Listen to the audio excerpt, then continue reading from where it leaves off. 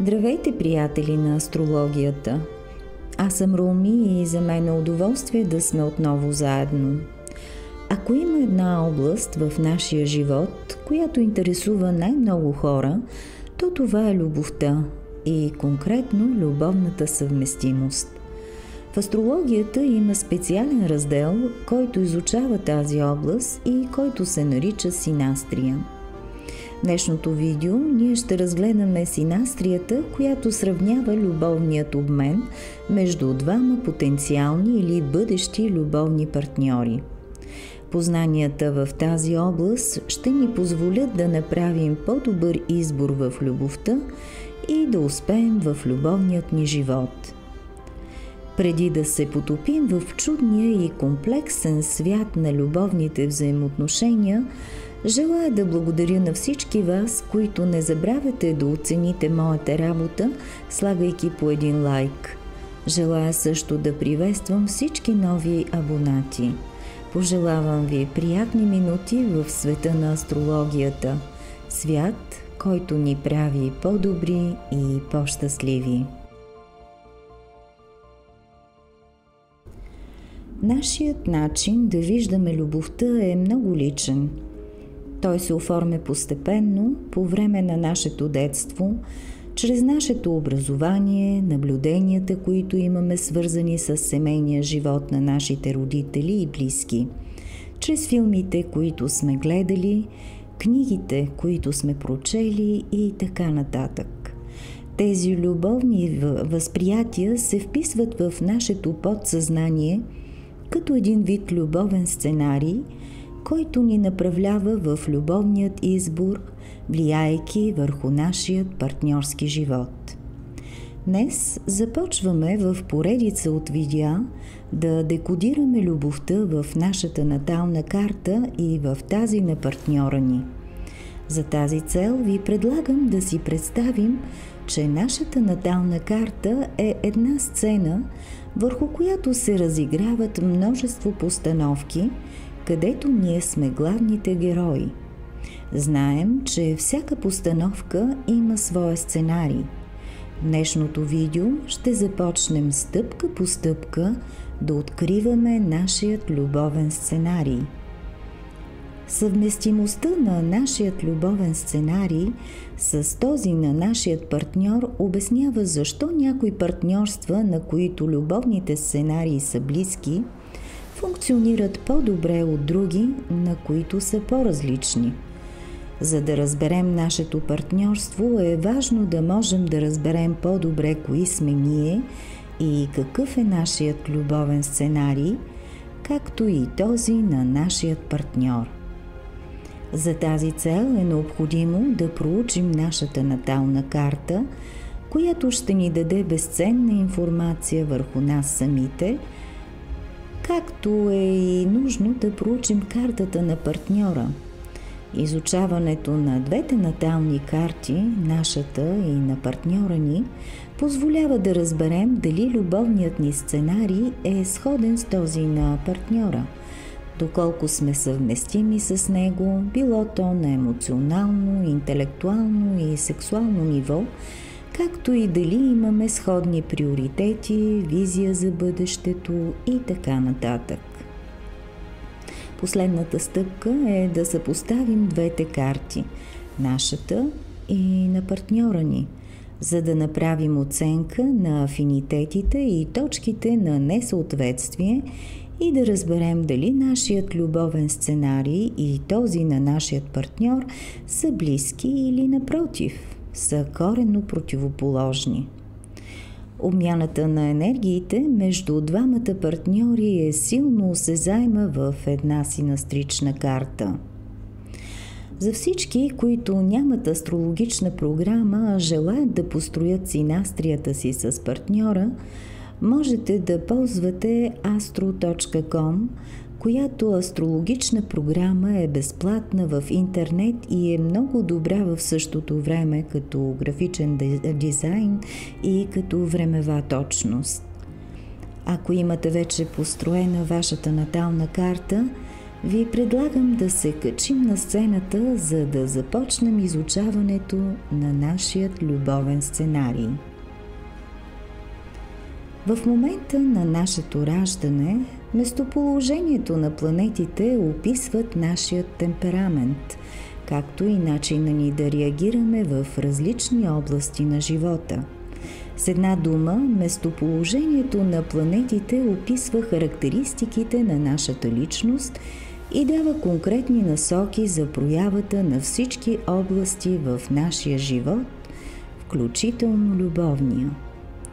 Личните планети Слънце, Луна, Меркурий, Венера и Марс ни дават подробна информация за нашата личност, нашата емоционалност, начина ни на мислене, как общуваме, какъв е подходът ни към любовта, кое ни прави щастливи, кое ни кара да предприемаме определени действия, доколко сме мотивирани да сме в отношения и така нататък. Информацията, която получаваме, е почти безгранична. Астрологичните домове, като пети дом, например, говори конкретно за романтичните връзки. Седмият ни дом описва нашите партньорства от всякакъв характер, било то формализирани с брак или съвместно съжителство без официален документ. Седми дом се свързва също и с професионалните партньорства. 11-ти дом говори за нашите социални и приятелски отношения и така нататък. Без да навлизаме в подробности, ще ви насоча към ключови елементи за анализ на междуличностните отношения на сантиментално ниво. Първата стъпка е да започнем с разглеждането на планетите, играещи главна роля в нашия любовен живот. Това са Слънце, Луна, Венера и Марс. В наталната карта на жена Слънцето представя идеала за съпруг, мъжът, с когото бихме желали да съжителстваме. Този, на когото можем да разчитаме в ежедневието и който би бил най-подходящ да е баща на нашите деца. Марс от своя страна показва идеала за любим. Мъжът, който ни привлича силно физически и с когото бихме желали да споделим нашата сексуалност. В наталната карта на мъж Луната представя идеала за съпруга, тази, която е достойна да бъде майка на нашите деца и с която бихме споделили нашето ежедневие. Венера от своя страна в мъжки радикс представя идеала за любима, жената, която ни привлича силно физически и с която желаем да споделим нашата сексуалност. Следващата стъпка е да проучим домовете, които са свързани с нашите интимни отношения. Това са 5, 7, 8 и 11 дом. 5 дом се свързва с любовната нагласа на човека. 7 с партньорските отношения. 8 с сексуалността. 11 с приятелството между партньорите. Много съвременни астролози разглеждат 5 дом като дом, представящ краткосрочните любовни увлечения. Простичко казано, флирта и първите любовни стрели. А 11 дом представя дълбоката любов, в която приятелството между партньорите е добре изявено. Там, където приятелството е силно застъпено и изневерите са почти изключени, поради факта, че ни е трудно и почти невъзможно да лъжем нашите приятели. 7 дом е ключов по отношение на лични или професионални партньорства. Този дом ни дава информация за бъдещ или настоящ съпруг или съвместно съжителство с партньор. Чрез управителя на този дом може да се разбере какви ще бъдат нашите семейни или партньорски отношения. Планетите, намиращи се в нашия 7 натален дом, ако има планети в този дом, показват нашето отношение към семейния живот. Например, Слънце в 7-ми дом показва нуждата от външно признание чрез партньорствата.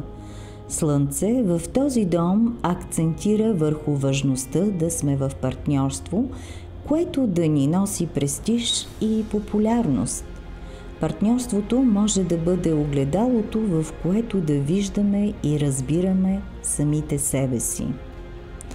Луна в 7-ми дом говори за привързаност към представата ни за дом и семейство.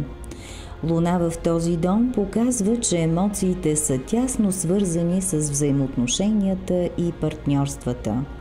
Ние търсим емоционална сигурност чрез своите взаимоотношения. Силната интуиция ръководи избора ни за партньор. Меркурий в 7-ми дом подчертава важността от интелектуален обмен и комуникация в партньорските отношения. Често сме привлечени от партньори с висок интелектуален капацитет, с които бихме могли да прекарваме нашето време, обменяйки интелектуални идеи. За нас е от съществено значение партньора да проявява разбиране към нас. Венера в 7-ми дом показва, че любовта и хармонията са в основата на нашите взаимоотношения. Ние сме привлечени към партньорства, които имат артистични прояви. Партньорът може да се занимава с вид изкуство. Марс в 7-ми дом говори за жизнеността, динамиката и страстта, които са важни в нашите партньорства. А ако обаче е зле аспектиран, Марс в 7-ми дом може да говори за евентуални конфликти в партньорствата. Може да има периоди на конфронтация.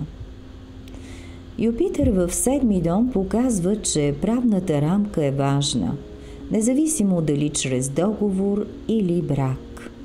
Статистически най-много сключени бракове се наблюдават в картите на хора, които имат добре поставен Юпитер в своя 7-ми дом. Това е така, защото техните притежатели са позитивно настроени към брака, макар и да имат зад гърба си няколко развода. Партньорствата често носят късмет в живота ни. Сатурн в 7-ми дом често ни насочва към един по-късен брак или значителна възрастова разлика с партньора. Към партньорствата се подхожда сериозно. Чрез взаимоотношенията е възможно да научим много кармични уроци. Уран в 7-ми дом може да говори, че предпочитаме нестандартен тип партньорства. Връзките са непредвидими и оригинални. Свободата и независимостта в партньорството са от съществено значение. Ежедневното съжителство с партньора, както и бракът, нямат особено значение за нас. Нептун в 7-ми дом показва, че сме романтично настроени към брака и съвместното съжителство.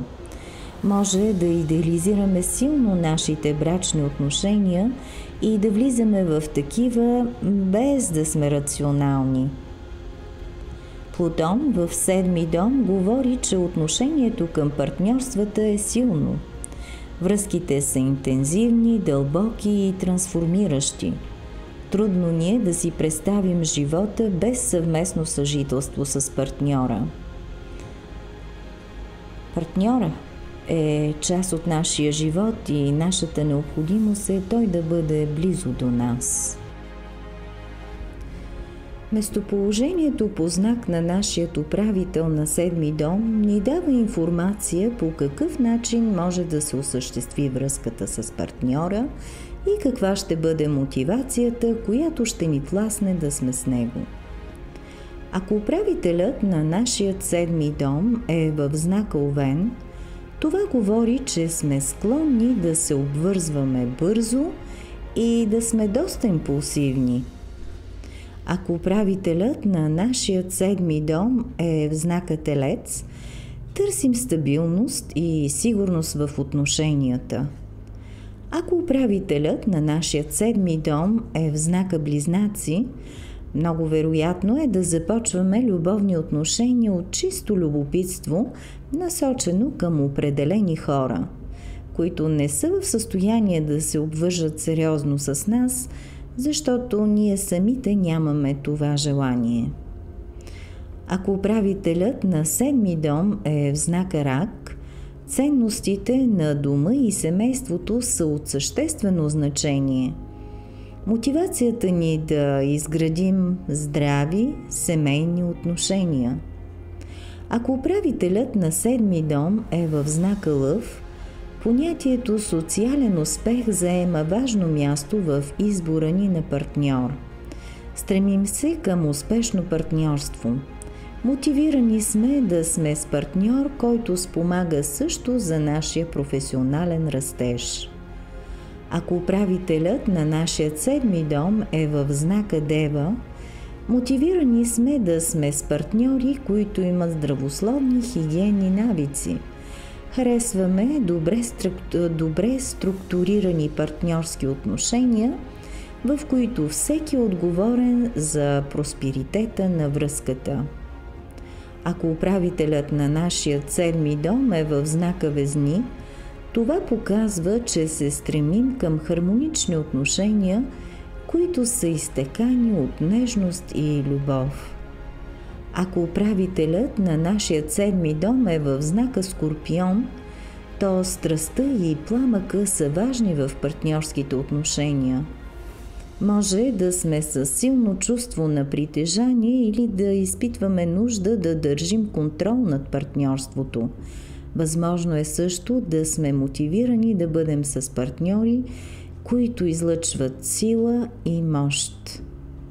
Ако управителят на нашия седми дом е в знака Стрелец, това говори, че се нуждаем от открити отношения. Привлечени сме от партньори с чужди култури и религии или такива, които владеят чужди езици и са в пряк достъп до чужди култури. Ако управителят на нашия седми дом е в знака Козирог, социалните и професионални амбиции са в центъра на нашите отношения. Харесват ни партньори, които са преуспели в професионалните си среди. Ако управителят на нашия седми дом е в знака Водолей, това говори за нужда от свобода и независимост в партньорските отношения. Мотивирани сме да сме в партньорства, където приятелството е силно застъпено. Партньорът за нас е и нашият най-добър приятел. Ако управителят на нашия седми дом е в знака Риби, това говори за нужда от отношения, в които има пълна отдаденост и безусловна любов. Мотивирани сме да сме в партньорства, в които има пълно сливане. Друг важен елемент, който се взима под внимание, е зодиакалния знак, в който попада Куспидата на седми дом. Това ще ви покаже качествата на партньора, от които сме привлечени. Ако Куспидата на нашия седми дом е в знака Овен, това говори, че партньорството е белязано от енергия, инициатива и конкуренция. Ние сме привлечени от независим, динамичен, борбен и авторитетен партньор. Стремим се да ободрим живота си чрез връзките. Можем да започнем взаимоотношения бързо, но те могат да приключат също толкова бързо. Ако Куспидата на нашия седми дом е в знака Телец, ние сме привлечени от стабилен и солиден партньор, който може да ни осигури сигурност. Ние търсим лоялност и комфорт в отношенията. Материалната страна може да играе важна роля в избора на партньор. Ангажиментът се приема сериозно и нашата цел е да изградим солидна основа с партньора. Ако Куспидата на нашия седми дом е в знака Близнаци, партньорът може да наподобява Питър Пан. човек с младежки вид и дух, човек, който трудно се обвързва обаче.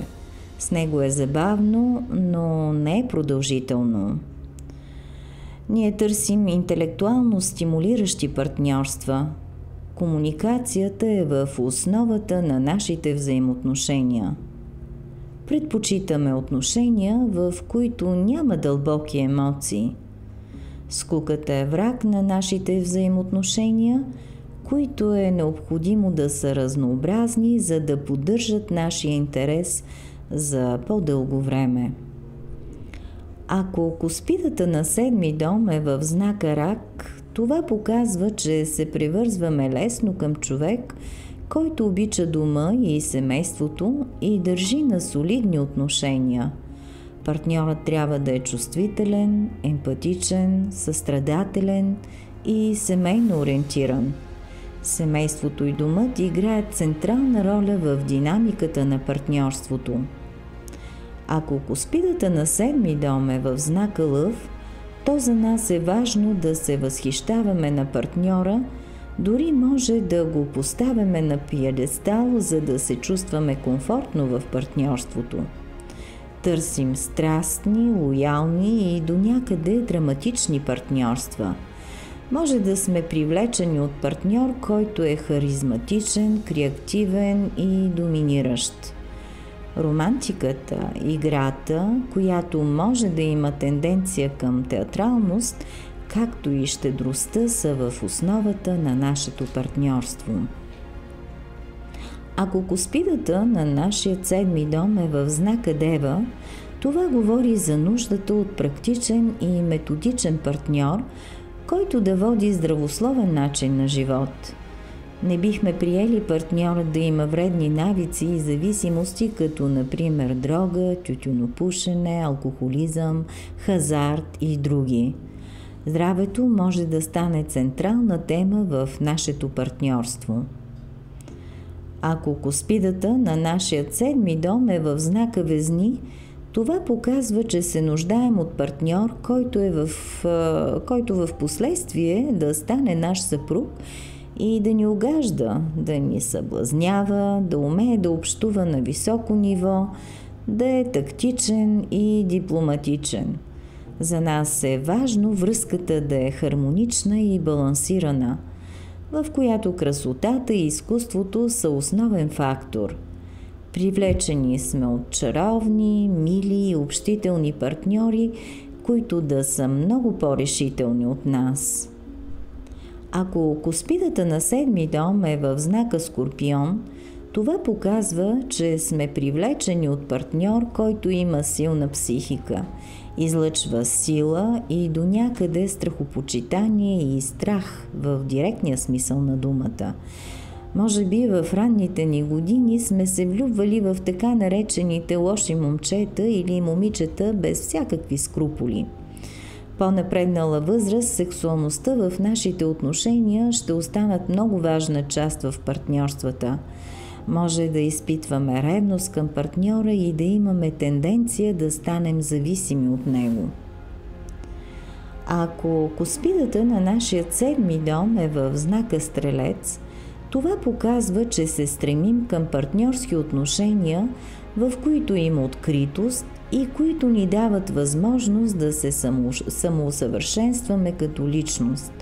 Възможно е да предпочитаме партньори с чужди култури или религии. Привлечени сме от партньори, които са оптимистично настроени и имат философски начин на мислене. Такива, с които можем да израстваме духовно заедно. Възможно е да поддържаме връзки, които са от разстояние. Ако куспидата на нашия 7-ми дом е в знака Козирог, важно за нас е партньорът да е верен, да е високо образован, да е с добра кариера и преуспял в своите професионални среди. Търсим дългосрочни и стабилни връзки с зрели партньори. Взаимното уважение е важно в партньорството. Възможно е да има тенденция към студийна или емоционална дистанция.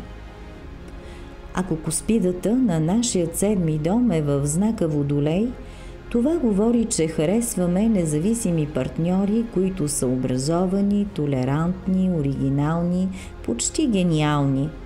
За нас е важна независимостта и приятелството в партньорството.